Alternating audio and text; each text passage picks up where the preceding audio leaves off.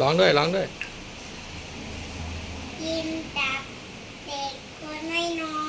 นไม่หลับผู้เขียวตัวน้อย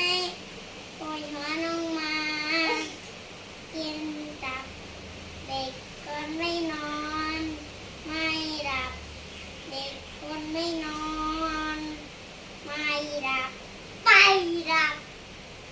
ไม่หลับเด็กคนไม่นอนไม่หลับหัวโตน้อยป่วยหัวลงมา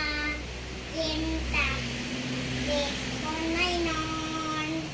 ไม่หลับเด็กคนไม่นอนไม่หลับเด็กคนไม่นอนไม่หลับเด็กคนไม่นอนไม่หลับเอาน้องลงดีๆที่เอาน้องลงเร็วเอาน้องลงนอนดีๆนี่จับน้องลงนอนดิเด็กคนไม่นอนจับน้องลงนอนก่อน